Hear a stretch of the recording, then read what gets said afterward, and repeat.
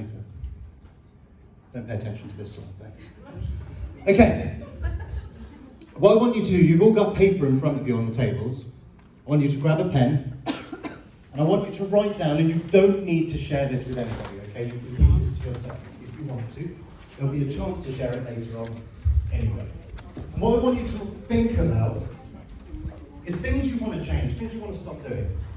And I just want you to write down, and it can just be one thing or it can be a few things. Maybe you want to stop getting in your own way or stop thinking small. Maybe you want to stop putting yourself down or beating yourself up. Stop thinking negatively. Maybe you want to stop putting everyone else first. But whatever it is for you, just have a think now about what your aims and goals are for this year and what habits you need to change to get there.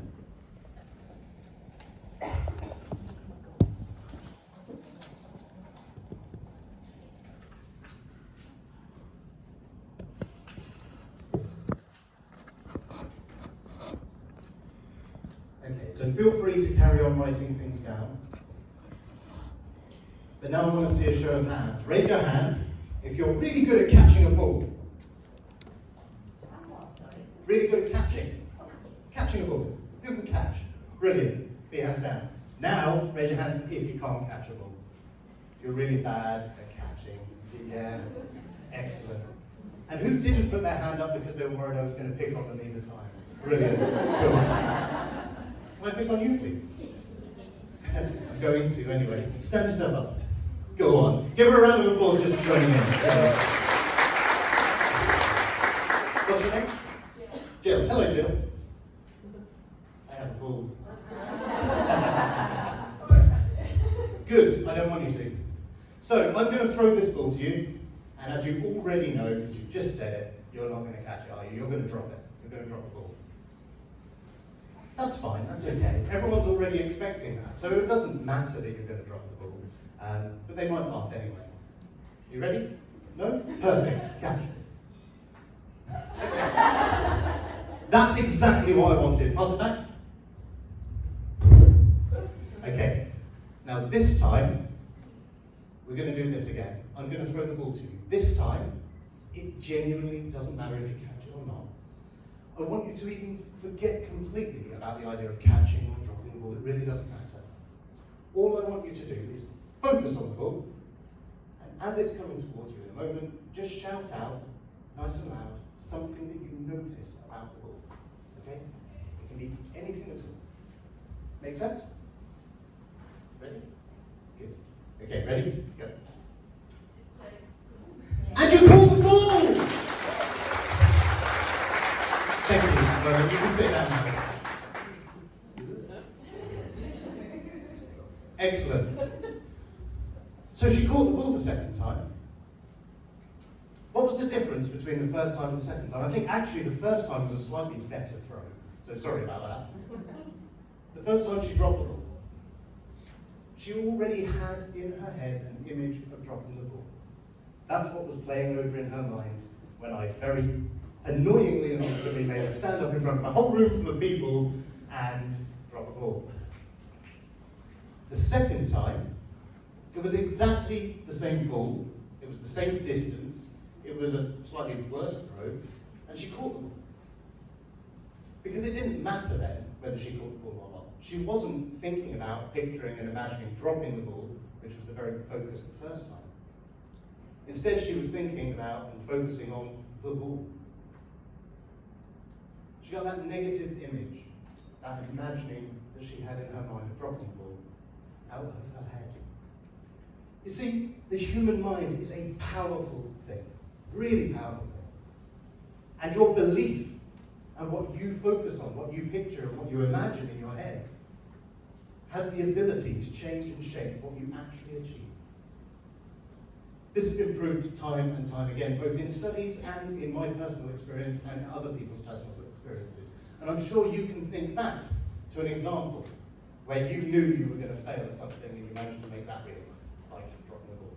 But I'm sure you can also think back and remember a time when you did something, maybe that you hadn't done before, but you didn't stop and take the time to question it. Or if you did, you were so focused on the belief that you were going to achieve it, and you made it happen.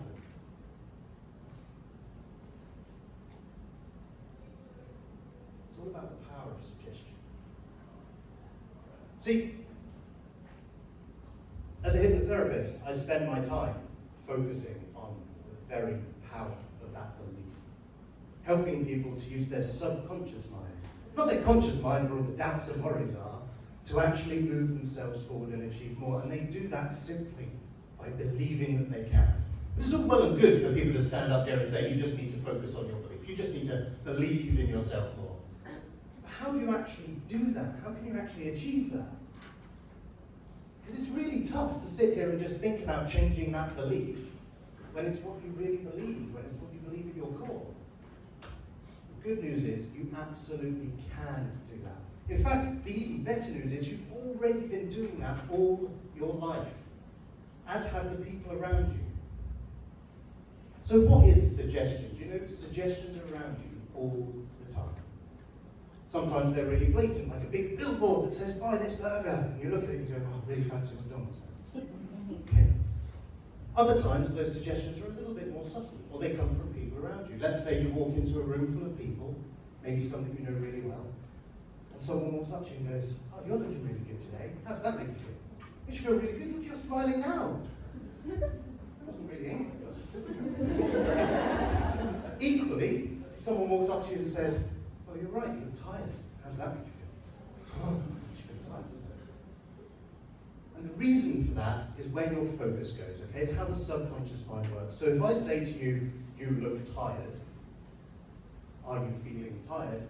That's the question you ask yourself. That's what you say consciously to your subconscious. You see, subconsciously you're aware of so much, everything that's going on around you all the time. If you had to process that consciously, it'd be a month. No, if you had to process that consciously, it would be overwhelming, wouldn't it? It'd be just too much information to process. So what we do is we take shortcuts. Shortcuts are brilliant. Sometimes those shortcuts aren't very helpful though. So for example, if someone says, you look tired, are you okay? You start to think about all the signs that you might be tired. Like the fact that you're a mum. So there's plenty of reasons why you'd be tired. You think about all of them and sure enough, yeah, it makes you feel tired. What you're doing though is conveniently ignoring all the suggestions and the signs that you might not be tired.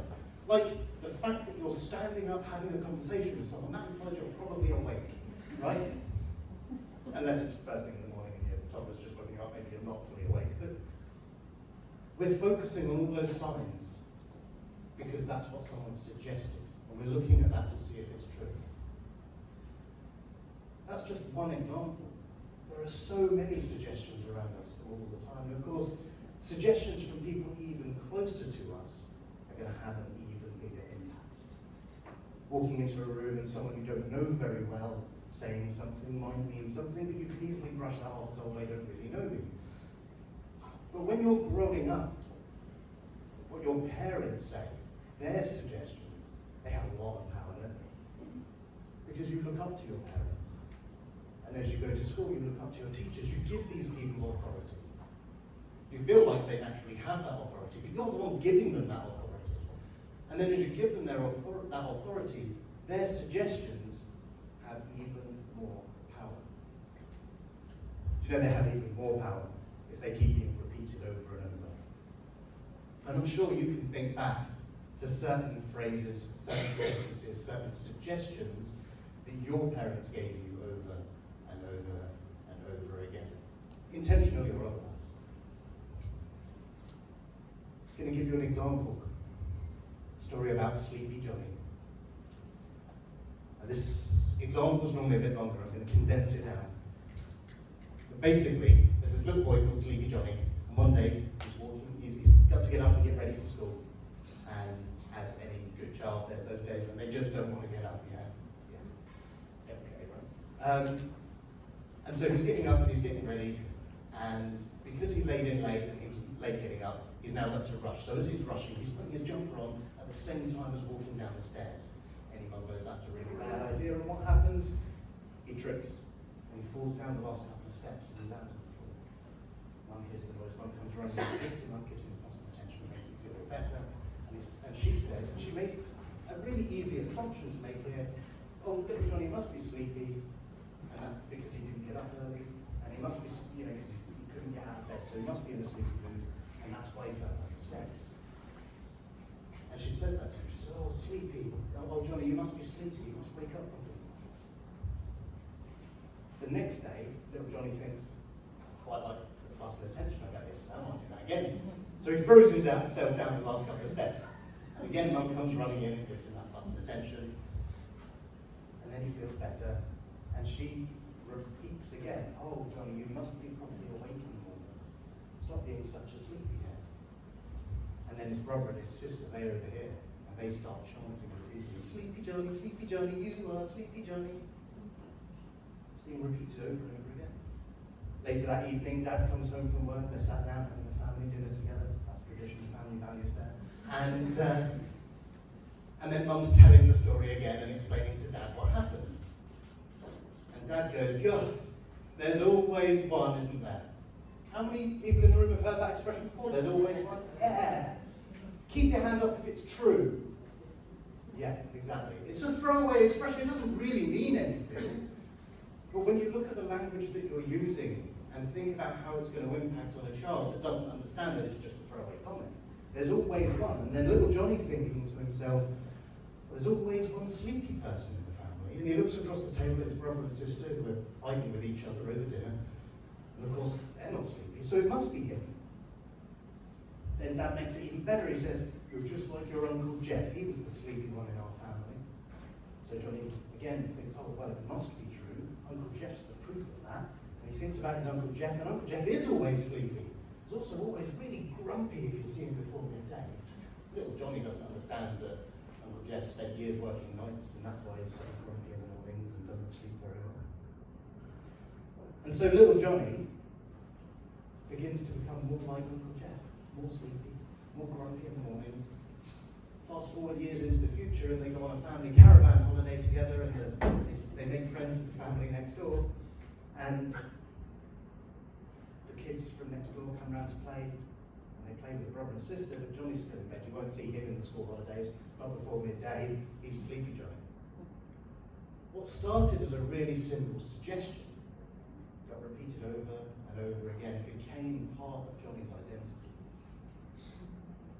Now that's a completely made-up story, but it's a good point, right? When you think back, there will have been situations and things that have been repeated over and over to you that you then take on board and you start to believe. But there's someone else whose suggestions are even more powerful to you. There's one person in this world whose opinion you never disagree with. You might disagree with them on other points and argue with them a lot about other things, but their opinion is always the same as your opinion.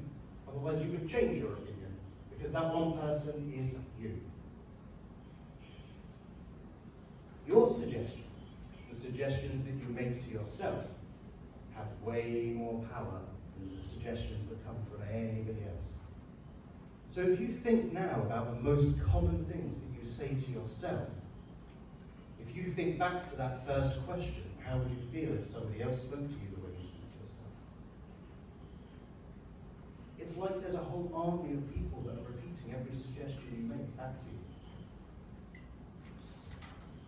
So imagine how you would be able to get through life if you had a whole group of people around you chanting and repeating and saying to you the things that you say to yourself. If you had to run a race, if your kid's in a on sports day and doing a race, you're not going to stand at the side going, give up, you'll never do this, you'll never be able to get there. Really bad parenting. No, you're there cheering them on, saying, go on, you can do this, you've got this. And encouraging them. And you can see the difference in their face when they've got that encouragement, and they look over and they smile and they wave, and then realise they're not focusing on the race. But they believe it, and it helps them, it spurs them on. We're still kids, right? In fact, on a subconscious level, you're about 8 years old. And that will stay with you for your life. Your subconscious mind works on the level of an 8-year-old. This is why colourful imagery and cartoons can still impact us now as adults. This is why we can still watch Disney movies and cry when they stop drawing a deer. It's sad. Because on that level, we're still 8. And so, if you're an 8-year-old and you've got a whole group of people around you cheering you on, saying you can do this and you've got this, how much easier is it to achieve whatever it is that you need to achieve? For example, a while back I was on a boat, and down beneath in the galley in the kitchen, there's this big, where the mast comes down through the boat. It's huge, and my friend drunkenly challenged everyone on the boat to this competition to see who could grip onto it and hold onto it for the longest without falling. When he challenged us, that included the skipper of the boat. When I say boat, I'm talking about a racing sailing ship with 9 masts in total, right? So the skipper of this ship had 4 arms the size of my thighs. And I've got big thighs. And for some reason, my friend thought that that would be a fair competition. And I should know better than this, but I'd also had a couple of beers. I decided I was going to give it a go, and as I started, I said to myself, and in fact I said out loud, I'm probably not going to do very well at this. This whole talk is about positive language. I should know better, but I still said it. And guess what? I didn't do very well, I fell off. Then, I took myself outside, up onto the deck. I took a nice deep breath, and I told myself to stop being an idiot, and to go back to do it right. And I went back in, and I said to myself, I've got this. I grabbed on, and I waited, and I waited, and I waited, waiting for my friend to tell me that I'd got to a reasonable time. In the end, I was still holding on, and I'd already beat the skipper of that boat by 20 seconds. This is he managed 2 minutes. I managed 2 minutes, 20 seconds in total. And I only held on for those extra 20 seconds because I was waiting to hear if I could let go yet. I was waiting for someone to cheer and say, yeah, you did it. I didn't want to break my concentration to ask how I was doing. The difference there wasn't just the belief. That change in that belief came from the way that I was thinking consciously. It came from the language that I used. See, you don't need to, at the core, have that belief already easily and just jump into that. You know, it's easy to look at people like Sarah, who just came up, and like as she said at the beginning, this was really outside her comfort zone. But would you have known that when she started going through her slides if she hadn't said? No, absolutely. So it's easy to look at other people and assume that that belief and that ability just comes easy to them. But it doesn't. But where the difference really can come in is when you start giving yourself those positive suggestions, when you start using that language to really move yourself forward. A couple of other examples, really simple ones that really highlighted this to me, things that I've experienced and seen for myself. I was at a gig once, and my friend was absolutely desperate to meet the lead singer and go and get a photo. So I did that really cool thing of hanging around by the stage door at the back after the concert. I'm not proud of it, but it makes a good story anyway. So there I was waiting for this guy to come out so we could take a photo, and there was a young teenage girl and her mum who were waiting to do the same thing.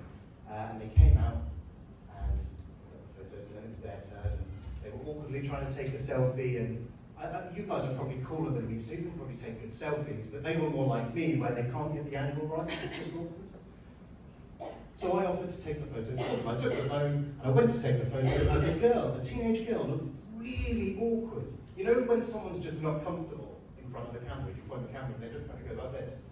Like she was going to melt if I took a photo. Yeah, that's how she looked. So, as I took the photo, the face got worse, and she looked really uncomfortable. As I went to sort of went to hand the phone back, the image came up, and I said, "Oh, do you want me to take another?"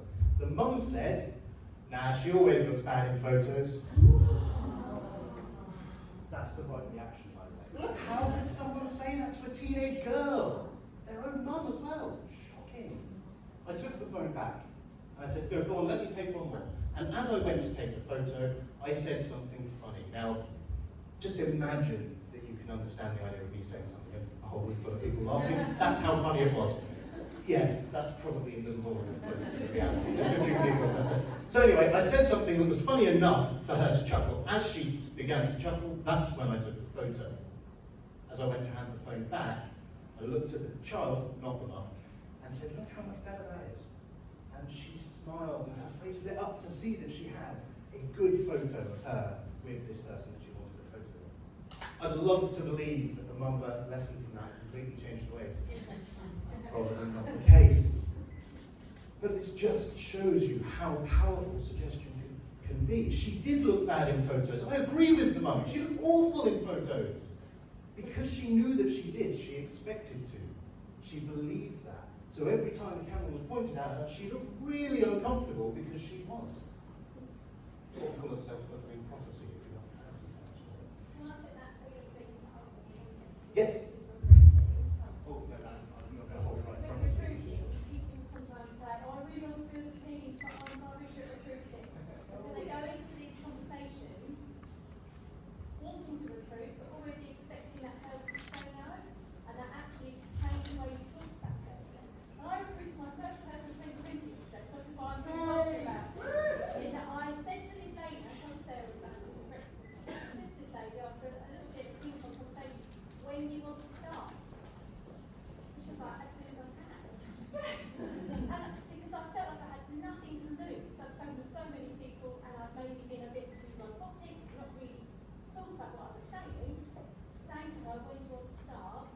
She wanted to, and she didn't. So, yeah, that's what you're saying, isn't it? Absolutely. See, if you have that belief, if when you go into that phone call about recruiting, you're not thinking about, oh, I hate recruiting, it's always difficult, those conversations are tough, and I've got to try and convince this person to join, you're already assuming that they're not interested, and you'll put that across, whether you mean to or not, you'll put that across in your tone. See, subconsciously, remember I said we're aware of so much more than we notice consciously?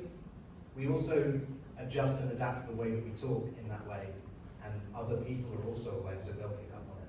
Whereas if you go into that conversation knowing that at the end of this conversation, you're going to have had a good chat with this person and they're going to understand it better to make it easy for them to join, because that's what they really want to do.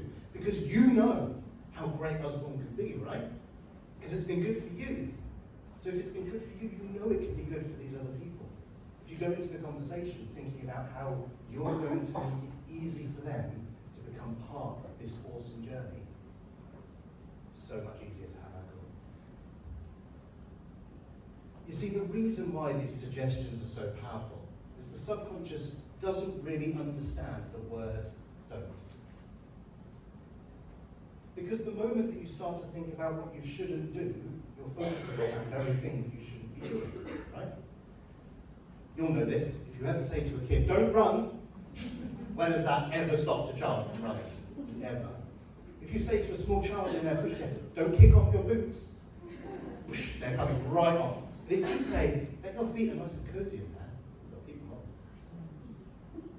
Because what happens is the moment you say don't do the thing, they then have an image of doing the thing, and because they've got that image, they're imagining it happening. It's like they're foreseeing that happening, and so therefore, they make it happen. It's like if I were to say to you right now, whatever you do, don't think about a pink elephant. What are you all thinking about? Yeah. But if I say think about a red hammer, brilliant, you thought about a red hammer. I stopped you thinking about that until I mentioned it again. Now you're thinking about it again, I've ruined it. The word don't. Eliminate that from your vocabulary, because you can almost guarantee that whatever follows it is the very thing you don't want to be focusing on. A really simple way to think about this is, if you had to draw what you were saying, what would you draw? And if you were to draw don't run, you'd draw someone running and put a line through it, wouldn't you? Which means you've drawn the image of someone running. That's what happens subconsciously in your own mind whenever you're using the word don't or the word stop. So don't think about that pink elephant. Okay. So does everyone understand now why it's important to use positive language and the difference that it can make? It's all well and good to understand why it's important, but to actually make those changes can be really tough, right, Kiwi? Yeah. So I'm going to help you with that.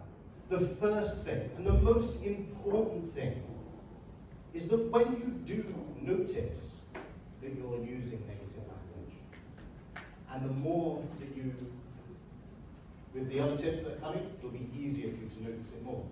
But when you do notice, stop. Notice I was saying stop, so I'm talking on the negative now. I'll turn it around.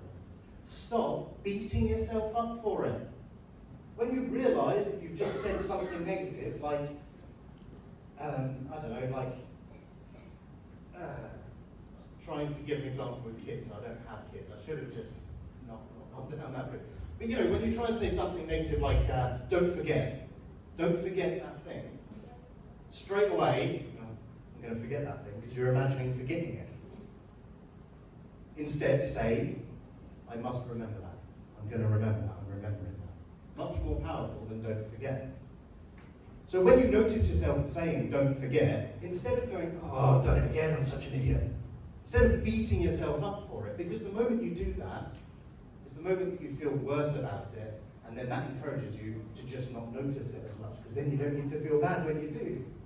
Instead, when you do notice it, any time that you notice yourself using negative language, smile about it. Because what that does is it gives you an opportunity to improve. If you never noticed it, you'd never get better. Noticing it is a good thing. Don't beat yourself up for saying it. Embrace the fact that you noticed it, because it gives you that opportunity. That's the first thing. The other thing is to notice what to look out for. So, here's 4 bits of advice, guidelines, not rules, because we don't like rules. 4 guidelines that will help you to change your language around. Rule or guideline number 1, don't say don't. So I've broken my first rule. Don't say don't. And other words like don't. Stop. That's another example of that. Does should come in the same? Should is better than shouldn't. Someone say, I should be doing this, I should be doing that. And that feels negative, because I'm telling myself what I think I should do that. I don't know, I can't If I haven't covered that and answered that for you by the end of point 4, ask me again. Number 1, don't say don't. Number 2, oh, did anyone see that? Number 2, always avoid always. Actually, I think that's number 3. It doesn't really matter about the order. Always avoid always. Now, as with anything in life, guidelines are guidelines. That means there are exceptions. But if you notice yourself saying always, stop and think about what you're really saying, because normally, I always do that. I always struggle with this. I've always done that. If you always do something, there's never any exceptions. And for there to be never any exceptions means it's going to be really, really hard to change. But if you've just once managed to do something different to that thing that you don't want to be doing, then you can repeat that and you can do it again differently. So get rid of the word always. Rule 3, never.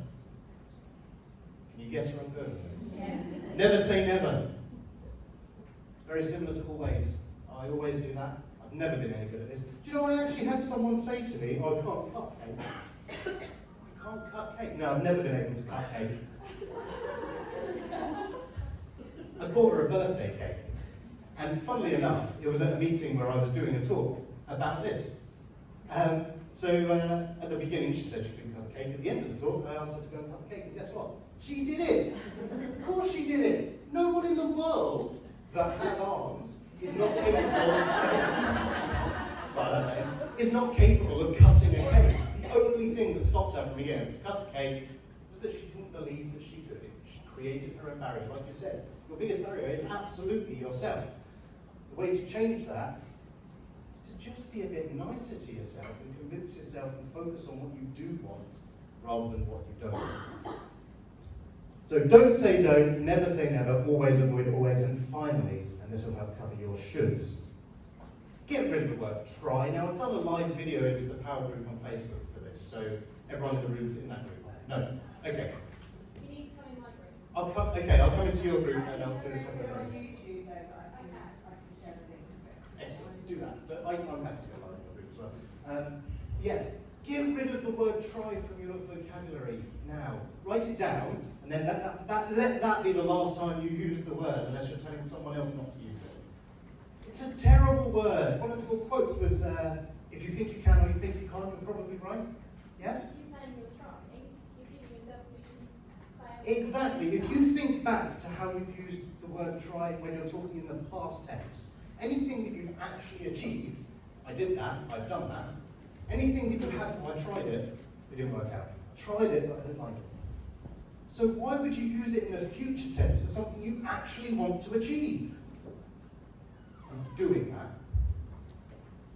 Yeah? I'm doing that. In fact, on a subconscious level, it doesn't really understand past tense, future tense. So just talk in the present tense. I am doing that. Even if I am doing that next week, because I've got it planned in, I am doing that next week. Now I'm going to do that. Because I should do that, I'm going to do that. When? Be really clear about it. Make it a present tense thing, I am doing that. And do you know what? If it's something like, let's say you want to be more confident. Some people would say, you know, do affirmations, stand in front of the mirror and tell yourself you're confident. Nah, don't. Tell yourself you're becoming more confident. Because we're British, right? So we don't like to stand in front of the mirror and say we're amazing. It feels a bit uncomfortable, doesn't it? Especially if you want, let's say, you want to be successful and you feel like you're not successful yet.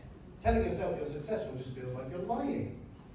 Telling yourself you're becoming more successful, or becoming more confident, or getting better at whatever it might be, that's always going to be true, because just the fact that you're focusing on it means you're beginning to improve more. So turn those affirmations around into progressive language, language that's moving you forward, that's getting better, that's improving.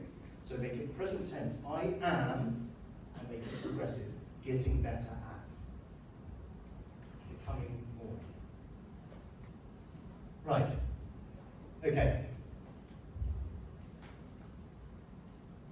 Any questions on anything so far? All making sense?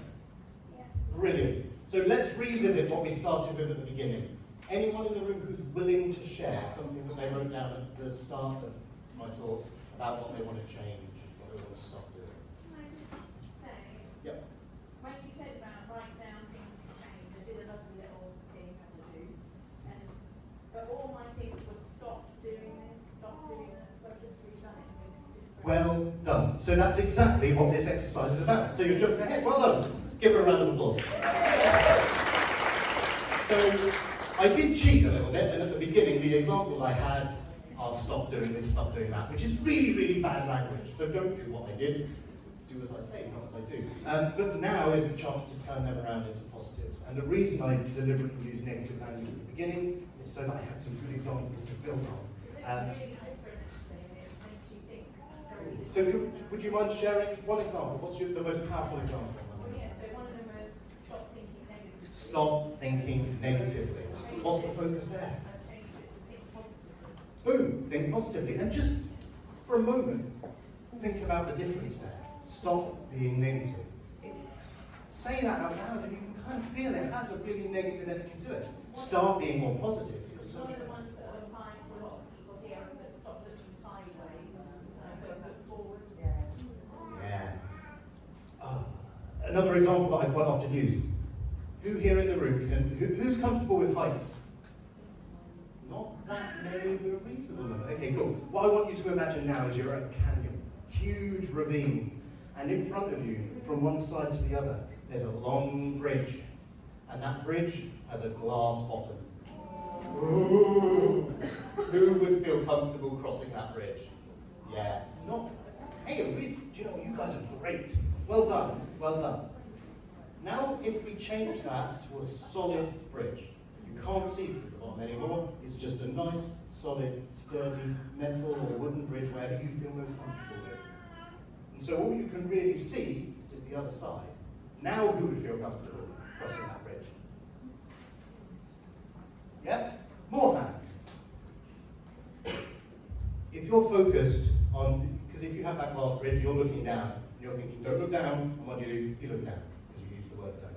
But if you're focused on just getting to the other side, the situation hasn't changed, your perspective on it has. The glass bottom bridge and the metal bridge, they're just as sturdy as each other. They make helicopter windscreens out of glass. Planes and boats have glass bottoms. They can absolutely make a bridge that can hold you. So yeah, looking at where you do want to go, rather than getting distracted looking sideways or thinking about not looking down. Okay, anyone else want to share an example of something negative? Yes? I thought I'd stop comparing myself to others. Stop comparing myself to others. So what do you want to do? How could you turn that into a positive? Yeah, Focus on myself. Put myself first, yeah. Something like realise I'm enough. Any other suggestions? Yeah. I put stop doubting myself, but then further down, I actually put be my own cheerleader. Boom. There we go. Much better. And remember, the power of suggestion. The suggestions you say to yourself are way more powerful than anyone else. So when you're your own cheerleader, it's like having a crowd of cheerleaders with you. Brilliant. Right. So, who wants to be a superhero? Not many then. Yeah. Good. Right, let's try that again. Who wants to be a superhero? Yeah. Who wants to be an Osborne superhero?